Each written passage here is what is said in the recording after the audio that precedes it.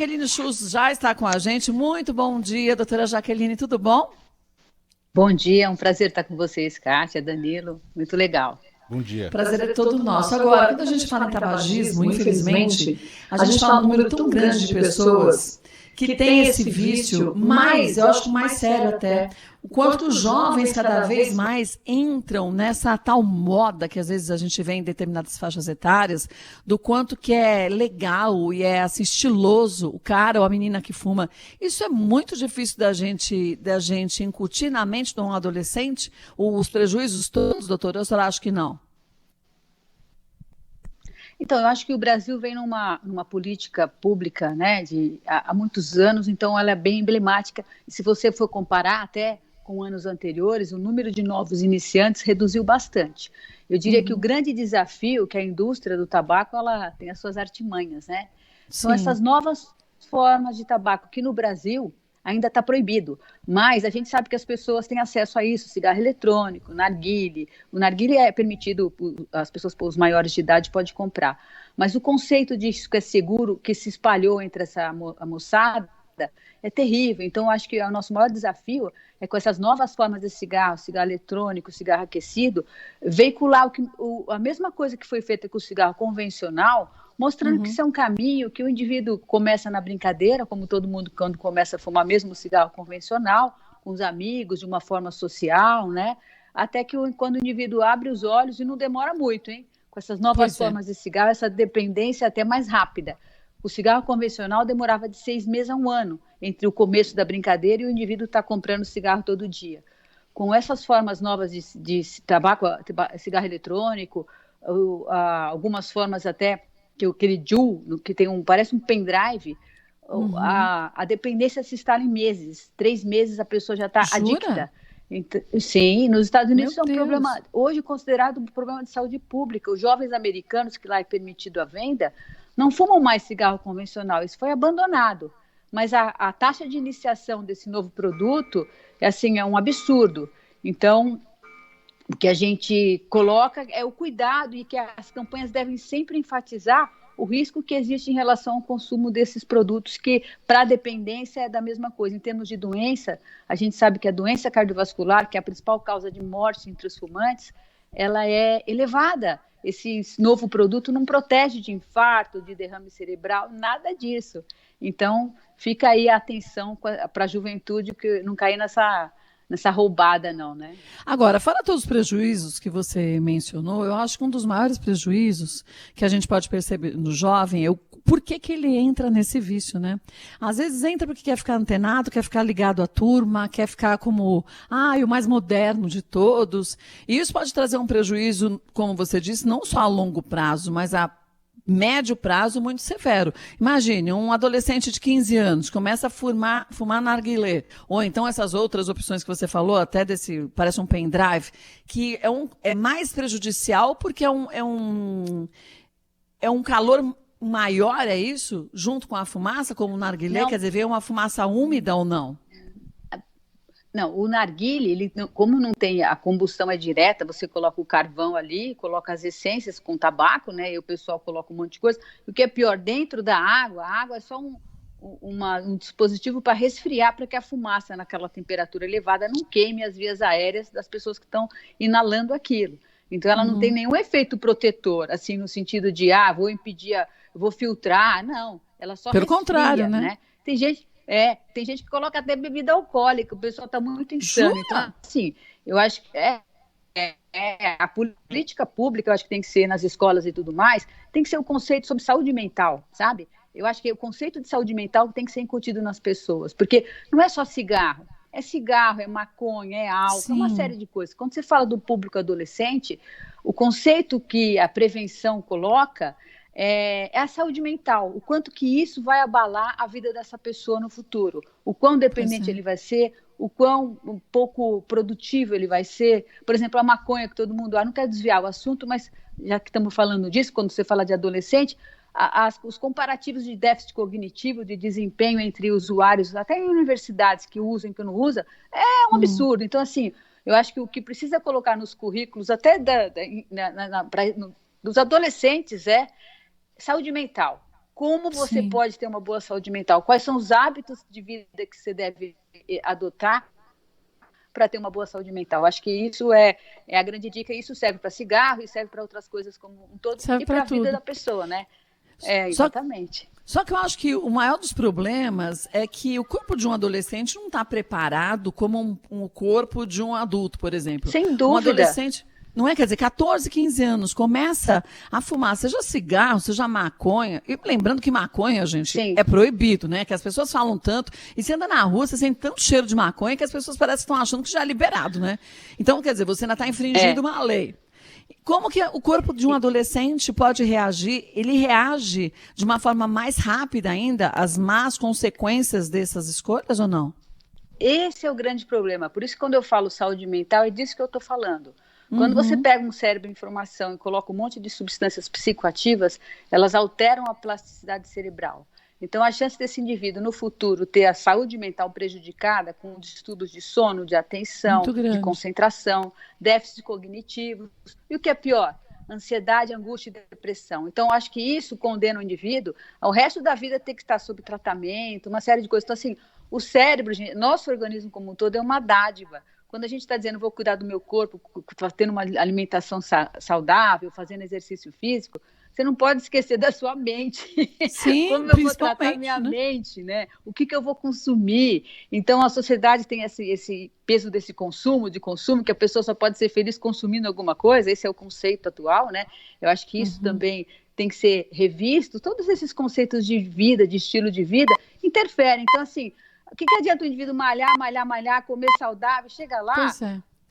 vai fumar maconha, vai fumar cigarro, narguilha, a diversão necessariamente tem que ser consumindo algum produto, entendeu? Então, eu acho que esses conceitos têm que ser muito bem sedimentados pela sociedade como um todo. E quando a gente fala, não é só a escola, é o exemplo em casa. Sim. E que adianta você falar e fazer o contrário, tudo diferente, né? Então, assim, é um conceito muito mais amplo de saúde que envolve a física, mas principalmente a saúde mental. Quando você vê um garoto de 13, 14 anos, uma festa, os pais permitindo que tenha narguilha em casa, pelo amor de Não Deus, dá, achando né, que gente? aquilo é Pelo amor de inócuo, Deus. né?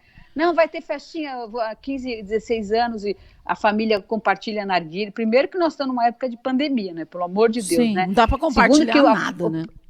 até para compartilhar essas coisas do narguilé, por exemplo, você compartilha vírus, bactérias e tudo mais, né? Até é anti-higiênico nesse aspecto também de saúde, o que é pior é o que tem lá dentro. Então, é o primeiro passo para o indivíduo já no teu cérebro receber uma carga de nicotina, que vai dar um drive de dopamina, que vai mudar toda a ação cognitiva, e o indivíduo, nessa fase do cérebro em formação, com certeza, com o passar do tempo, isso vai significar, provavelmente, distúrbios relacionados à ansiedade, estresse, depressão, uma série de coisas. Então, preserve o cérebro, gente, conserve ele, proteja. Então, mas você sabe que eu estava dando uma olhadinha? Enquanto a doutora Jaqueline falava, que comentava esse ponto tão importante que é a saúde mental e as consequências que a gente pode ter com esse processo de depressão, ansiedade e falta de comunicação entre os neurônios, que a gente sabe que a maconha, por exemplo, também afeta, é essa situação que a pessoa fica mais, vamos dizer, lenta. Eu acho que lenta pode ser uma forma mais doce da gente dizer sobre isso. Eu vi aqui no nosso chat muita gente falando, tinha gente, não vou nem citar os nomes, dizendo, criticar a geração narguilha é complicado, cada geração tem uma novidade. Aí, eu acho tão difícil a gente explicar isso para um adolescente. Tudo bem, cada geração tem uma novidade, mas dá para trazer uma novidade positiva? Ou será que a gente tem que comparar só com novidade negativa? Não é crítica, a gente tem que reconhecer o problema e, diante disso, como a geração antiga, eu estou falando do pessoal da minha geração da década de 60, o cigarro era a grande substância, todo mundo fumava, era permitido fumar. Na medida que a sociedade vai avaliando o impacto disso na vida das pessoas, é que a saúde pública como um todo, porque alguém vai pagar essa conta, e somos todos nós, né? Ainda mais no Brasil que existe o Sistema Único de Saúde, então atitudes têm que ser tomadas por causa das consequências que esses hábitos levam, como, por exemplo, a obesidade no país agora, também é uma situação que tem que ser enfrentada, né? O estilo de vida das pessoas. Então, nós não estamos falando mal só do narguilé, estamos falando do estilo de vida que as pessoas levam e as consequências que isso traz para a saúde. E a gente não está nem falando mal, né, doutora Jaqueline? A Não, gente nós está estamos falando a real. apontando os riscos. Mas escolhe Isso, quem quer, né? exatamente. Seu caminho. É livre-arbítrio É, para todos, né? Escolhas e consequências. exatamente. Exatamente. É que o jovem não tem noção do que é a doença, porque está tão distante dele, as Uhum. consequências muitas vezes de uma doença relacionada ao cigarro vão aparecer 30, 40 anos depois, não quando ele está com 18, 19 ou 20, mas com certeza mais tarde, exceto o cigarro eletrônico, que nos Estados Unidos, no ano passado, até vocês devem se lembrar que deu aquela queimadura nos pulmões, teve mais de Sim. 1.000 óbitos, foi uma coisa muito complicada, né? Que eram produtos que as pessoas manipulavam em casa, os líquidos e tal, e tinha vitamina E associada, às vezes canabidiol, THC junto com nicotina, deu uma queima, era aquela síndrome EVALI. Então, matou muito jovem, teve jovem que teve que fazer transplante pulmonar. Então, Então, eu não até sei. falo que, diferente do cigarro convencional que leva 30, 40 anos para matar o indivíduo ou trazer consequências à saúde, a onda do ano passado não, ano retrasado, que o ano passado foi Covid, em 2019, foi aquela síndrome EVALI que causou hospitalização, internação e houve mortes de muitos adolescentes nos Estados Unidos pelo consumo de cigarro eletrônico com líquidos manipulados. Olha, eu acho muito triste a gente falar dessas consequências todas, porque hoje em dia se tem muita informação, né? Se a gente falasse de uns 20, 30 anos atrás, a gente não tinha internet, não tinha essa possibilidade da gente estar fazendo a rádio junto com o Sim, YouTube, então integrando isso tudo. Hoje, as pessoas também, eu acho que têm essa facilidade de até conseguir entender como também tem saídas para quem tem essa dependência. Quer dizer, a gente vê os tratamentos também evoluindo cada ano mais para auxiliar essas pessoas a largarem o vício, né, sim. doutora Jaqueline? Eu acho que isso é o que eu mais gosto de falar, porque é o que eu faço, né? Eu tenho uma Uhum. grande experiência, tenho um ambulatório de tratar fumantes desde 1993, então a gente acompanhou toda a evolução da medicina na abordagem e também, não só na abordagem em termos de medicamentos que facilitem e ajudam o indivíduo a diminuir a dependência, o processo de abstinência, mas a própria técnica de parar de fumar. Então, eu estou muito satisfeita que a minha técnica agora vai ser publicada depois de 2 Que anos, nesse legal. processo de apresentar em congresso e tudo mais. Ela vai ser publicada agora e é uma técnica que muda o paradigma do tratamento do fumante. Todo mundo que já fez tratamento não sabe que tem aquela famosa marque uma data para parar de fumar, né? Isso é Uhum. o medo do fumante. Ele fala, meu Deus, quando chegar esse dia, como é que vai ser, né?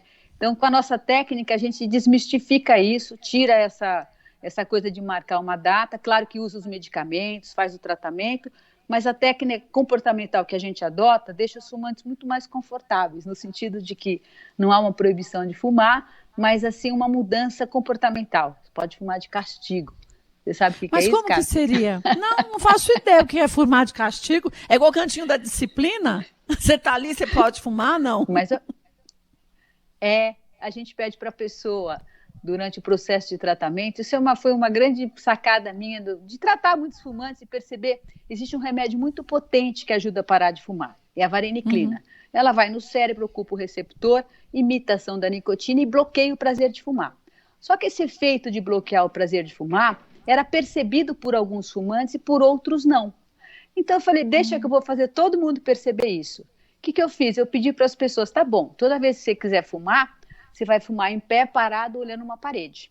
Não pode estar sentado, não pode estar comendo, não pode estar mexendo no Conversando. celular, não pode nada. Nada. Uhum. É para a pessoa ter a percepção do que está fazendo. E com isso, ela percebe que o receptor está bloqueado pela ação do medicamento, e isso faz com que ela não tenha prazer de fumar.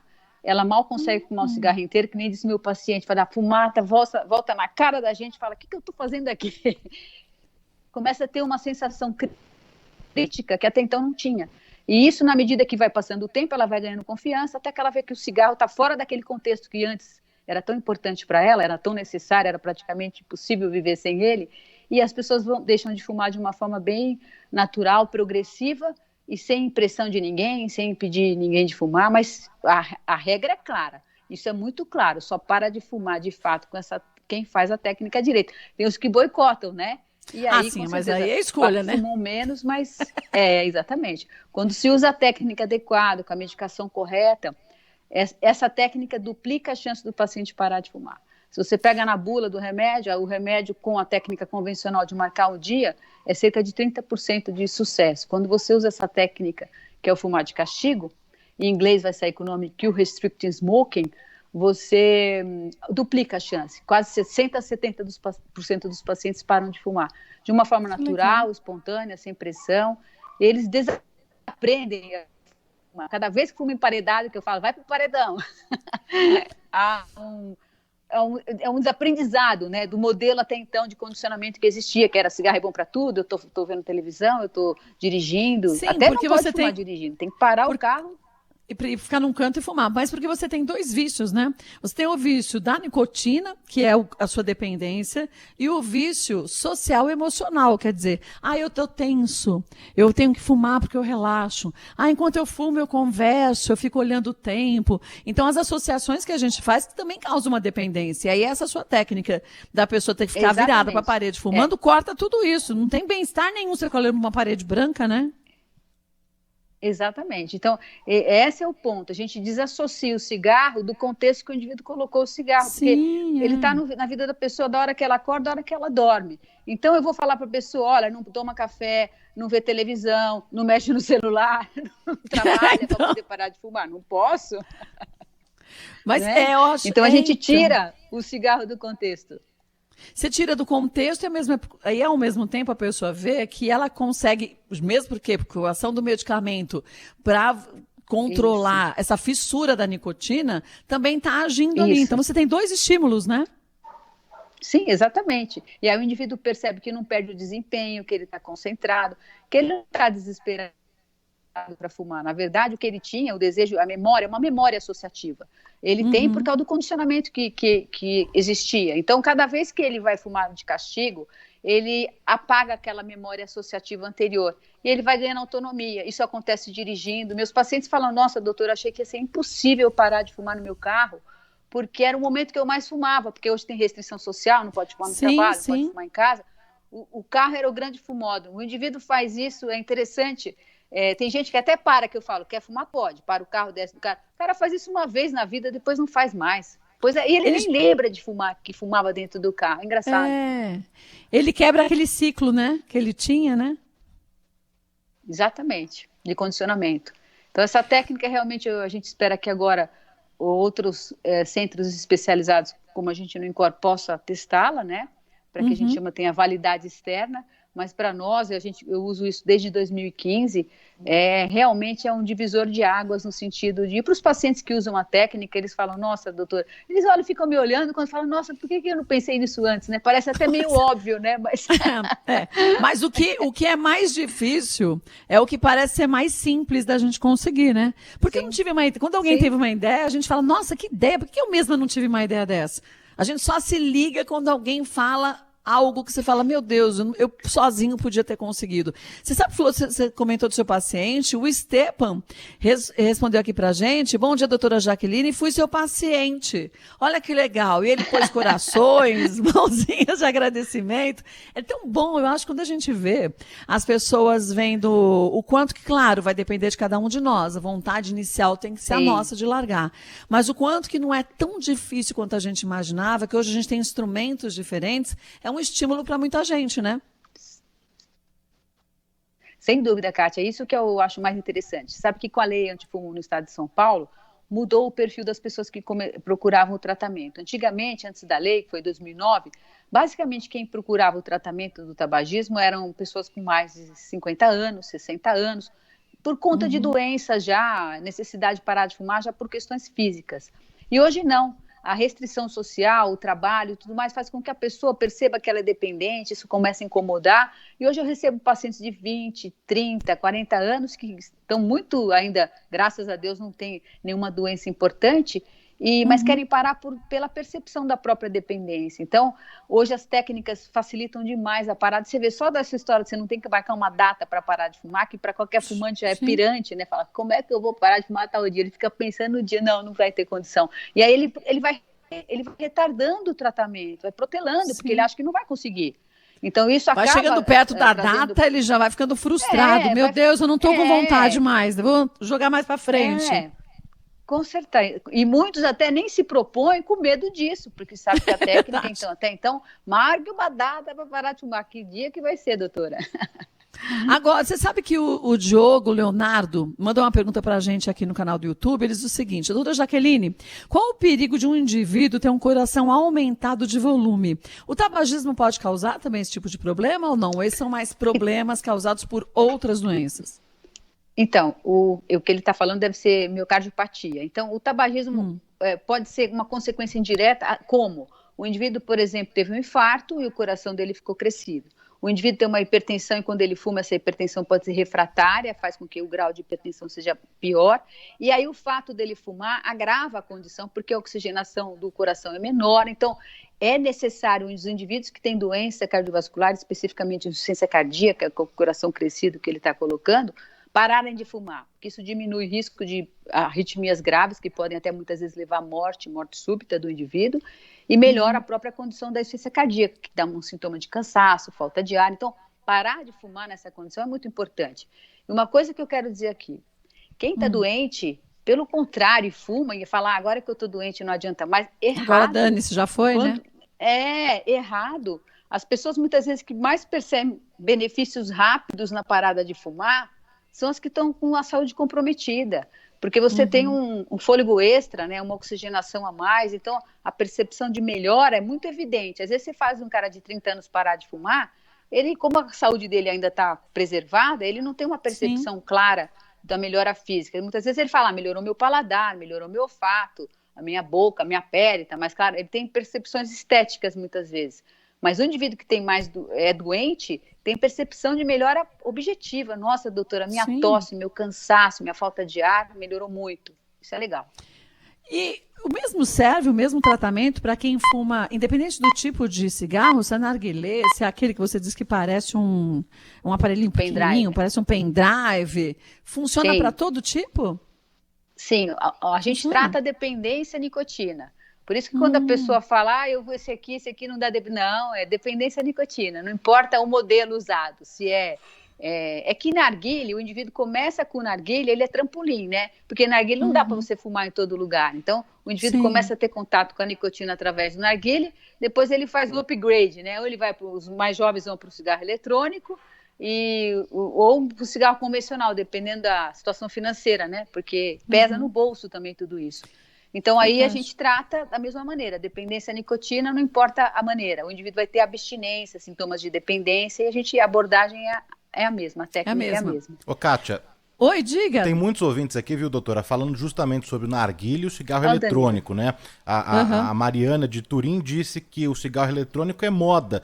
Turim é lá na Itália, é moda, é muito popular lá, que os jovens todos que fumavam cigarro tradicional migraram para esse cigarro eletrônico. E tem a pergunta aqui do Gilberto Almeida, do Jardim Universal aqui de São Paulo, que pergunta justamente sobre o narguilé, né? Ele tem algumas dúvidas aqui sobre as substâncias presentes, né, no narguilé, se as mesmas do cigarro, uma sessão de narguilé equivale a quantos cigarros e os efeitos já conhecidos do narguilé para a nossa saúde, se pode, comparar aí com o cigarro.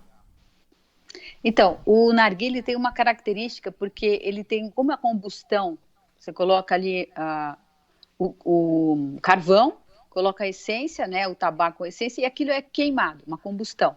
Esfria e não tem filtro. Então, a concentração de monóxido de carbono numa sessão de 1 hora de narguilé, muitas vezes ela é maior que se você fumar um maço de cigarro. Então, isso existe. Existe uma concentração elevadíssima de monóxido de carbono. Você sabe que o monóxido de carbono é a fumaça que mata as pessoas no incêndio, né? Então, imagina, você está se matando por 1 hora um pouco, né? Asfixiado. Pois é. Eu já fiz um experimento que a gente usa um aparelhinho que a gente avalia no tratamento dos fumantes, chama monoxímetro, né? Ele mede a concentração de monóxido de carbono. Então, eu medi antes das pessoas fumarem e depois de fumar 1 hora de sessão de narguilé. Interessante que tinha gente que não fumava. Então, o basal dessas pessoas de monóxido e não fumantes, você espera 1 ou 2 partes por milhão. 1 horinha da sessão de narguilé, sabe para quanto foi? Pessoas que não fumavam, tá? 11, 15, 20 partes por milhão, que significa fumar um maço de cigarro. Então, isso é o que o indivíduo em 1 hora é. Então, dependendo da condição de saúde do indivíduo, essa carga elevadíssima de monóxido de carbono é como você subir a altitude, sabe? Esse é o paralelo. Sim. Sabe que quando tem gente que sobe a altitude fica morrendo de falta de ar, faz edema agudo de pulmão, é mais ou menos isso. É que essas pessoas são jovens. Mas se alguém tem algum problema de saúde e faz uma sessão dessa, está lascado. E como eu falei, o narguilé, como é essa coisa de complicado você fumar sempre, é a iniciação. Ali eles usam para fazer a iniciação do indivíduo à dependência à nicotina, porque uma vez que ele ativa o cérebro, ele vai querer usar outras vezes, e cada vez o consumo é maior, aí ele percebe que não dá para fumar narguilé toda hora, nem a todo momento. E aí ele faz a transição para essas outras formas de tabaco. Então, essa é a grande situação que o narguilé, na verdade, ele voltou, porque é usado no Oriente Médio, era usado com essa finalidade, né, de você fazer uma cerimônia social, compartilhar, como se fosse uma refeição, né, mas hoje o uso dele tem outra finalidade, é para você fazer o indivíduo ter contato com o cigarro, já que o cigarro como produto de marketing, todo mundo sabe que ele está morto, né? Na embalagem já tem o cara lá todo morto, né? O cara todo acabado, né? Então é uma forma de você captar pessoas jovens, dizendo, isso aqui é legal, tem uma atratividade, mas a intenção clara é fazer com que o cérebro dessa pessoa já fique dependente da ação da nicotina e ela tem que consumir nicotina de outra maneira. Sem contar que tem essências, né? Que são super... O cheiro é bom, né? Tem umas essências que eu falo, nossa, que delícia. Chocolate, então, esses aromas, os aditivos, tornam o produto também interessante. Então, tudo é pegadinha, gente. Nada é na inocência. Não tem nada na inocência aqui. Tudo pegadinha. Ô, Danilo, chegaram várias perguntas aí de áudio também, né? Vamos colocar uma delas? Chegaram sim, Kátia. Deixa eu pegar aqui. Bom, enquanto o áudio a gente só vai ajustar aqui o nosso WhatsApp, tem perguntas em texto também. E olha só, Kátia, tem o Chicon da Moca, disse que a minha mãe parou de fumar. Minha mãe, quando fez 85 anos, parou de fumar com a ajuda do vaporizador pendrive. E agora não fuma nem esse. Esse é um passo importante também, doutora? Essa troca, sim? Então, eu não acompanhei o processo dela, mas a gente sabe que hoje, no passado, se imaginava que o cigarro eletrônico seria uma forma de tratamento. A gente sabe que não é o melhor caminho. Que bom que ela conseguiu, foi ótimo que ela tenha conseguido, mas não é a estratégia terapêutica que a gente adota, porque como ele libera nicotina em alta concentração, geralmente o que as pessoas fazem é uma substituição. Elas largam o cigarro, mas mantêm a dependência com o uso desses produtos. Principalmente com essas novas gerações desses produtos, que já está na 5ª geração, que elas têm capacidade de oferecer nicotina maior até que do cigarro convencional. Então, eu chamo de chupeta do diabo. O cara, quem fez a transição sabe do que eu estou falando. Eu já tive vários pacientes que vieram parar de fumar já usando esse produto, dizendo que consumiam até mais do que quando era o cigarro convencional. Primeiro que não incomoda, não traz fumaça, ninguém sabe que a pessoa está usando. E segundo, que ela usa a todo momento, porque está fácil acesso. Então, normalmente, não é um tratamento que a gente utiliza. Que bom que ela conseguiu parar. Isso tem a ver com grau de motivação, uma série de coisas. É que nem simpatia. Quanta gente já não parou de fumar com simpatia? Sim, porque acredita que a simpatia vai ajudar, né? Não importa. Parando de fumar é o que a gente coloca. Agora, não é um método terapêutico, tá? Só para dizer que a gente, se for num médico especialista, ele não vai indicar essa substituição. A gente tem técnicas mais adequadas, seguras e mais eficientes. Agora, se a gente falasse aqui, fazendo um comparativo, do número de pessoas que param de fumar e depois de um tempo voltam ao vício, essas pessoas que fazem essa mudança de hábito e também eu acho que, acima de tudo, a parte mais difícil é essa, é você tirar o vício, tanto da nicotina quanto o vício emocional. Fazem isso com um médico. O retorno é muito menor ao vício dessas pessoas do que as pessoas que fazem por vontade própria só, e como a gente disse, acreditando na sua capacidade, que é muito grande, mas que num momento de problema emocional um pouquinho maior, elas voltam a fumar. Tem um comparativo disso? Então, o que acontece? As pessoas que param por conta própria, muitas vezes até essa parada total, foram em um período de 10 anos, 5 tentativas, né? Então, elas têm esse background de ter tentado várias vezes. Quando você faz um tratamento especializado, a tua chance de parar de fumar logo no primeiro tratamento é quase 70%. Você ainda vai ter 10% de pessoas que não respondem ao tratamento, que não se sentem preparadas, e 20% que até no período de um ano pode recair. Mas o que é mais interessante, hoje essas pessoas que param e recaem, elas voltam para o tratamento de novo. Claro que como é uma dependência, às vezes é um momento de ansiedade intensa e basta um trago para o indivíduo voltar a fumar. Voltar, né? É interessante, vou explicar para vocês o que acontece. Quando o indivíduo está fumando, a quantidade de receptores nicotínicos que ele tem cerebral é enorme. Por isso que quando ele pensa em cigarro é uma fissura, porque a quantidade de receptor ativado que ele tem é uma loucura. Quando o indivíduo para de fumar, 3, 4 meses depois, o que acontece com esses receptores cerebrais? Diminui. Por isso que o indivíduo passa a ter controle. Ele até lembra do cigarro em alguns momentos, mas aquilo ali olha, vai fazer outra coisa, não tem fissura, tem lembrança.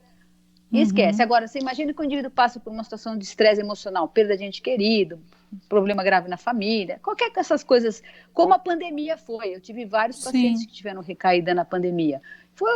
Virou a vida do mundo de cabeça para baixo, né? Então, eu tive a minha taxa de recaída no ano passado foi maior que os anos anteriores, por conta do que foi a pandemia na vida das pessoas, que está sendo ainda, né? Sim, Então, estresse, angústia, o indivíduo basta um único trago para fumar, porque aí ele ativa esse circuito cerebral e a vontade de fumar cresce na medida que os receptores são ativados, por isso que ele perde o controle.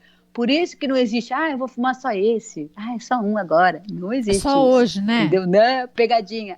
O pessoal, eu mereço. Não vai ter problema. Então, alguns recaem por descuido, mas na pandemia, quem recaiu porque estava estressado, angustiado, quase desesperado, pode dizer assim, né? Sim, por tudo que a pandemia significou. E significa ainda, né? Só lembrando para você que está ouvindo a gente, você que está assistindo o canal do YouTube, mande sua pergunta por áudio também. Nosso WhatsApp é o 11 99904 8756. Vamos para mais uma pergunta aí, Danilo? Agora sim, está restabelecido o áudio aqui do WhatsApp, Kátia. Vamos ouvir a primeira. Vamos. Ué, não está saindo o som aqui? Vamos ver. Tá, não. A pandemia significou. E significa ainda, né? Vamos ver aqui. Opa, bom dia, Kátia. Aqui é Felipe da Baixada Santista.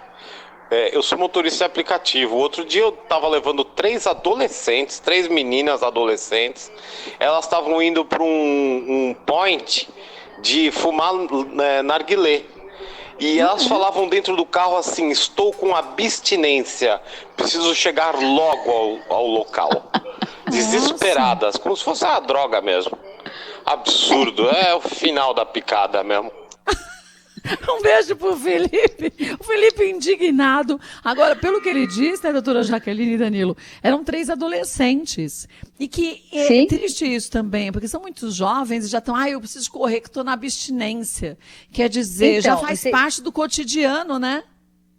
Sim, e não tem diversão se não for com isso. Isso, para mim, que é o mais triste, né? É como se fosse impossível participar de um evento social, de uma balada, sem consumir qualquer tipo de droga. Não é festa, se for assim, entendeu? É como eu falei, a saúde mental das pessoas, da população como um todo, tem que ser revista, né? Os conceitos e tudo mais, o que é bem-estar, né? Como isso pode ser no coletivo, no social, feliz sem estar consumindo alguma coisa, né?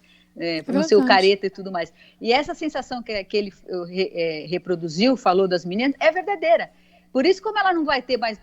o final de semana é só sábado e domingo, sexta, sábado e domingo. E segunda, terça, quarta, quinta? O que ela vai fazer quando ficar com essa vontade? Vai migrar para ou cigarro eletrônico ou cigarro convencional, porque já não vai mais aguentar passar a semana inteira esperando. É o que a gente chama de modulação dos receptores. Ele entra em up regulation. É isso que o narguilé vai fazer. No início, ele vai regular os receptores para cima, até que o indivíduo não suporte mais esperar o final de semana e comece, nesse intervalo, a consumir nicotina de outra forma, que seria os cigarros convencionais ou mesmo o eletrônico.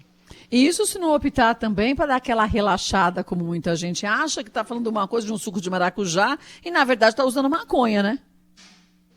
É bem complicado. Eu acho que a sociedade como um todo, as pessoas confundem o conceito, por exemplo, quando fala maconha, tem 2 princípios, tem o THC, né, e tem o canabidiol. Elas acham que maconha é só canabidiol, isso aqui é da natureza, tá bom, posso usar. Não, são conceitos muito equivocados, confusos, né, a gente sabe que as plantas trouxeram muitos medicamentos, quase 70% dos medicamentos convencionais vêm direto ou indiretamente da natureza. Então, não quer dizer, como o veneno também, né? Tudo é questão de dose, né? Então, o fato de ser da natureza não quer dizer que é inócuo, né? O curare vem da natureza, a flechada do índio matava o outro por causa do curare, que é usado como um relaxante muscular, né? Então, são conceitos muito equivocados que as pessoas usam de acordo com o interesse, né? E é por isso que no aprendizado, na escola, esses conceitos têm que ser bem sedimentados é tipo fake news, sabe? Uma fake news que se dissemina desses conceitos errados, né? Que narguilha é legal, não tem problema nenhum, que maconha não tem problema, é legal, imagina, é da natureza, é remédio, sabe? Umas coisas assim totalmente equivocadas que os conceitos verdadeiros, científicos e sólidos têm que ser reforçados em caráter onde? Na escola, não tem outro lugar, né? Na escola. Com educação na escola mesmo. Exatamente. Vamos para mais uma pergunta, Danilo? Vamos lá. Oi, meu nome é Sandra, de Peruíbe. Eu tinha um vizinho, que é um francês, ele tinha uma técnica do ponto cirúrgico na orelha para parar de fumar o cigarro. Essa doutora Jaqueline, ela conhece essa técnica? Sim. Conhece essa técnica? É a acupuntura. Tipo acupuntura. Como eu falei. Tem a auriculoacupuntura, tem a acupuntura a laser. São técnicas, como eu falei, que entram naquele rol da motivação do indivíduo. Muitas vezes é a motivação do indivíduo. O método, muitas vezes, tem pouca importância. Nesse sentido, quando a gente está muito motivado, está muito esforçado, querendo muito parar, até a simpatia entra nesse rol.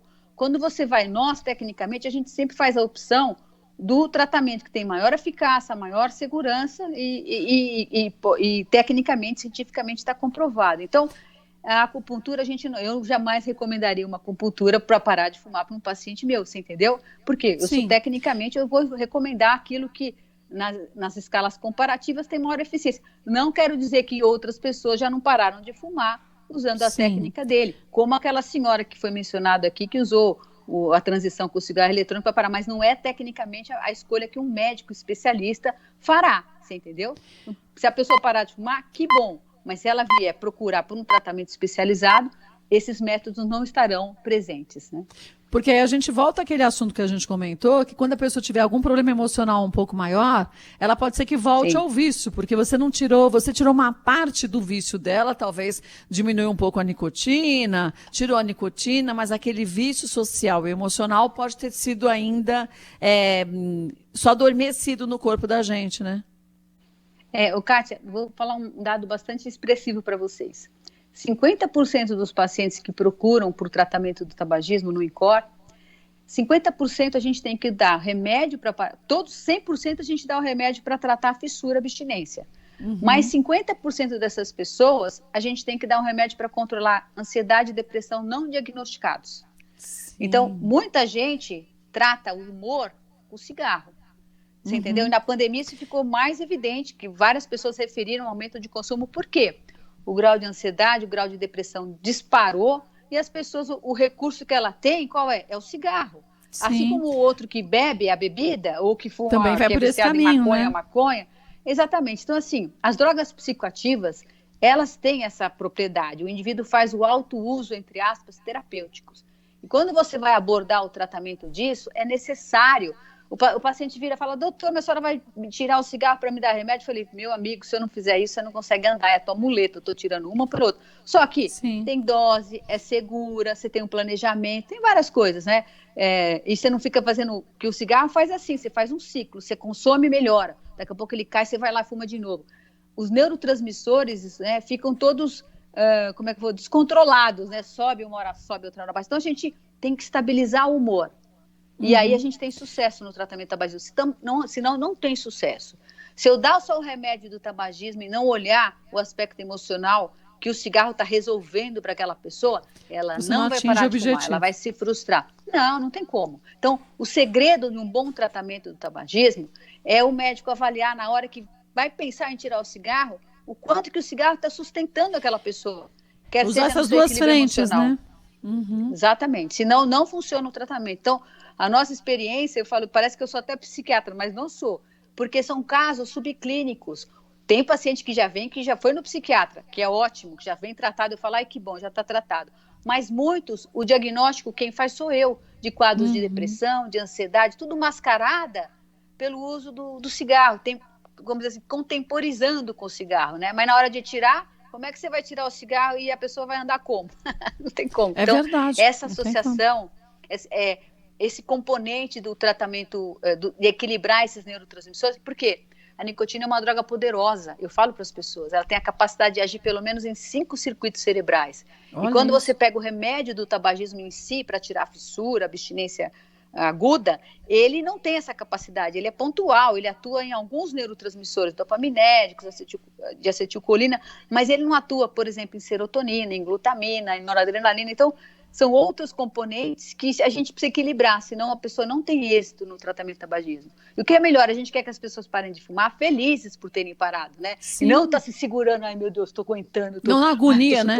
Não, é horrível. Não é um tratamento que você tem que, estou aguentando ficar sem fumar. Não, eu estou feliz de ter parado de fumar. Essa é a nossa vibe, né? Pode-se dizer assim. Esse é o objetivo. A Margarida Alves mandou aqui no nosso canal do YouTube o seguinte, ó, que perdi um tio e uma tia porque ele fumava. Só parou de fumar pouco tempo antes de morrer. Minha tia é fumante passiva, acabou tendo o mesmo problema nos pulmões e morreu 7 meses depois dele. Esse fumante passivo, ele sofre as mesmas consequências do que aquele fumante que fez a opção e que coloca literalmente o cigarro na boca? Em menor proporção, mas existem pessoas que têm uma sensibilidade, isso é de fato. Pois é, como dela, né? Os primeiros trabalhos que falavam de fumo passivo, sabe onde foram feitos? Em hospitais oncológicos e hospital oncológico. Descobriram que várias pessoas tinham câncer de pulmão e não eram fumantes. Quando foram investigar, a maior parte delas eram fumantes passivos. E como não tinha esse conceito de fumo passivo, as pessoas fumavam dentro de casa, em ambiente fechado, não se incomodavam com isso, né? Hoje não, hoje todo mundo, e até tem a lei antifumo, que tem o objetivo maior de trazer essa proteção da exposição passiva e involuntária à fumaça do cigarro. Então, isso é uma proteção. Então, se alguém fuma, que não fume dentro de casa para não contaminar e não expor as pessoas que não fumam à situação do risco, mas ele existe, por isso que tem a lei, né? A lei antifumo tem esse objetivo de proteger as pessoas à exposição involuntária à fumaça do cigarro, que é danosa, traz risco cardiovascular. Você sabe que a lei antifumo foi a tese de doutorado da minha aluna Tânia. E a Tânia provou que a Tânia, o trabalho está publicado, depois quem quiser entrar no meu site, deixar de fumar, tem um trabalho publicado mostrando o impacto positivo da lei antifumo. Reduziu mais de 500 mortes por infarto no ano seguinte a que ela foi implementada e mais de 200 mortes por AVC. Isso na cidade de São Paulo, com toda a estatística de avaliação, e não houve nenhum outro fator que pudesse explicar essa redução.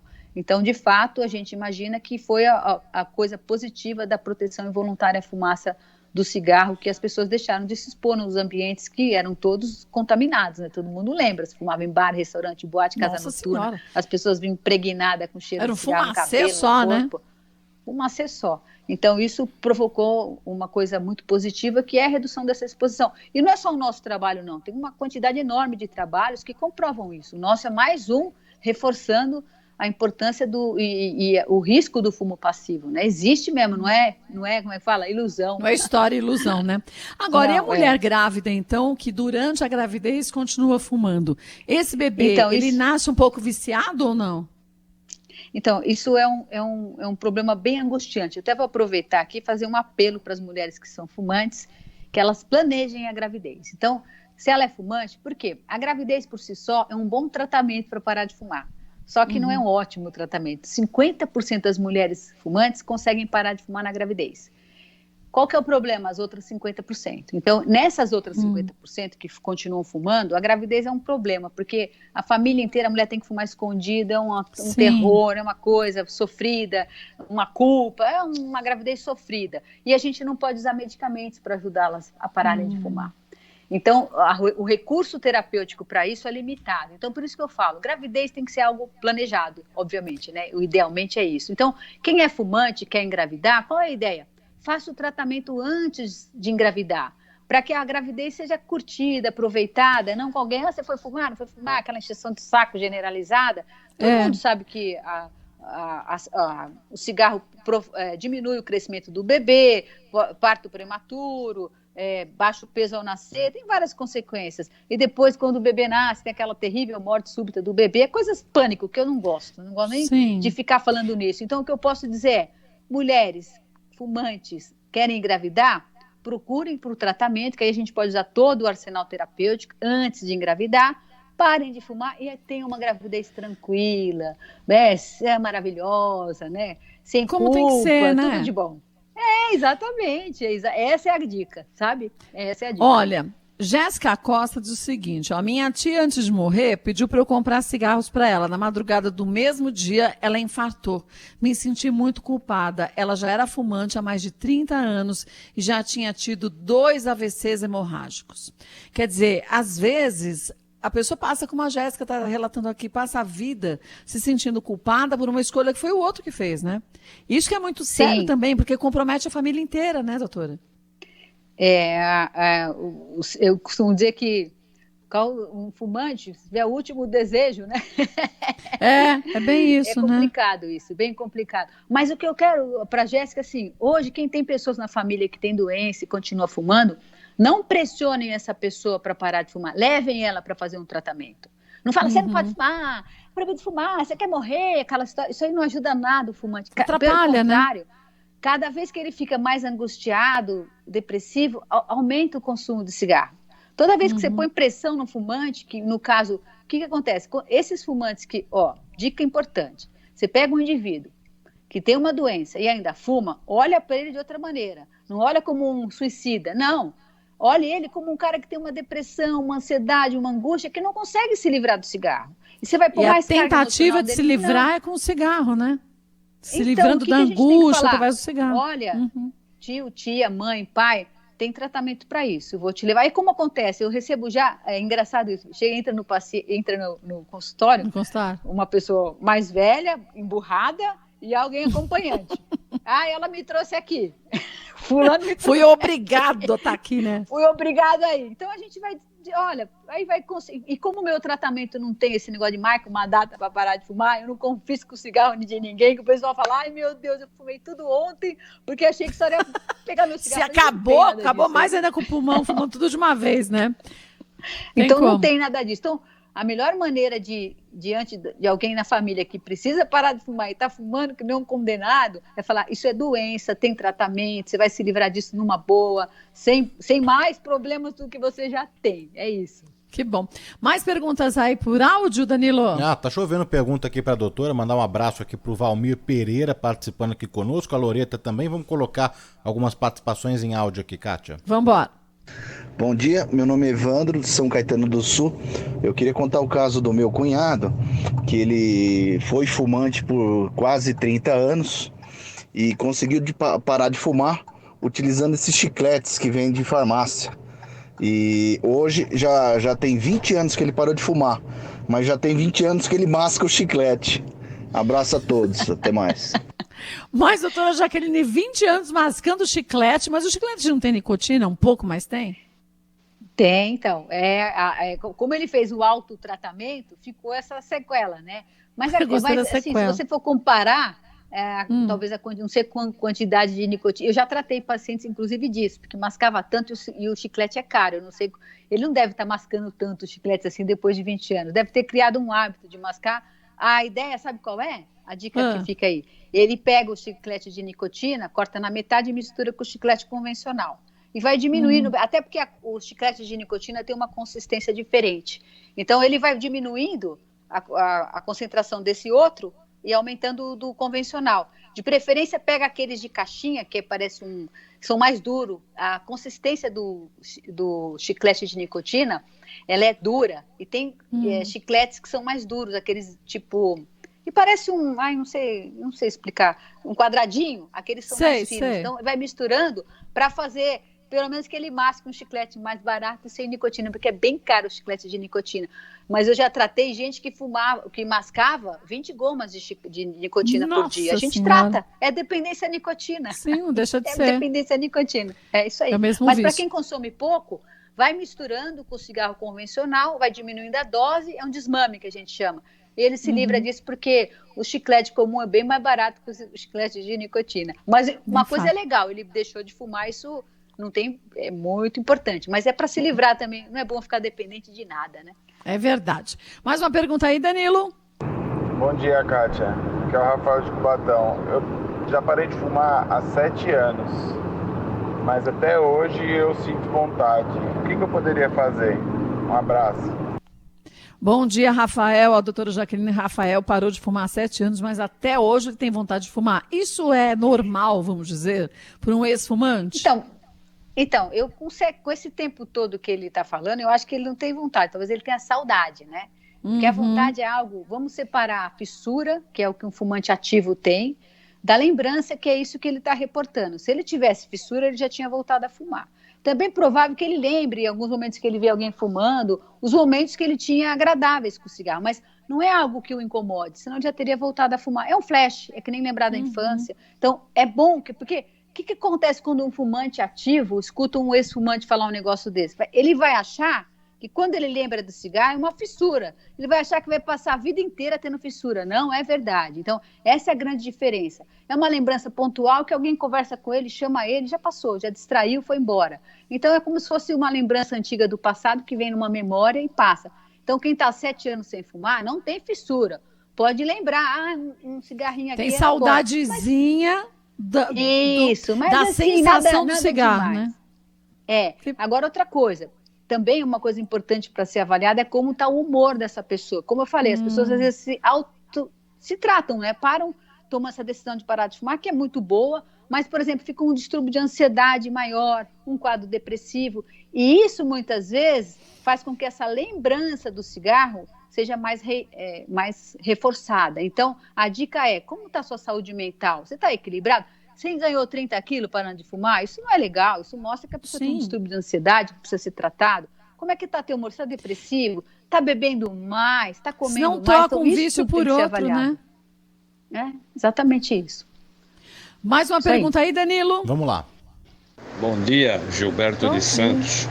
Para deixar de fumar, só precisa de uma coisa: querer. Se quiser deixar de fumar, tem que querer, porque é difícil, mas não é impossível. Eu estou há 40 anos que eu consegui, graças a Deus. Um bom dia para todos. Olha, ele disse muito bem, para parar de fumar tem que querer, essa é uma parte, mas que a gente tem a ciência que ajuda a gente nesse momento de eu quero, mas eu quero fazer de uma forma que eu consiga ter qualidade de vida, está aqui como a doutora Jaqueline disse, tanto a medicação como a orientação, se a pessoa tem ansiedade ou tem depressão, porque nesse caso só o querer para quem tem depressão ou ansiedade vai deixar um buraco no caminho, né? Ele faz parte, provavelmente, aí de 5 a 10% de pessoas que tomaram essa iniciativa e tiveram sucesso. Então, eu estou falando dos 90% que se perdeu nesse caminho. Sim, que fez essa tentativa como ele e não conseguiu. Eu acho maravilhoso essas pessoas que conseguem parar, incentivo até a tentativa, mas assim, aquela que já tentou, fala, doutora, eu tento parar todo dia. Tem os fumantes que eu recebo, eles falam isso. Será que eu tenho problema de falta de força de vontade? Não, ninguém tem falta de força de vontade. É que a dependência é diferente para cada um. O motivo que eu chamo de portal, né? O motivo que faz o indivíduo parar... quais são os portais que fazem as pessoas parar de fumar, como ele reportou? Quais são os portais? Doença, a pessoa sentir alguma coisa que vai ter, ou filho, vai nascer um filho, é um portal.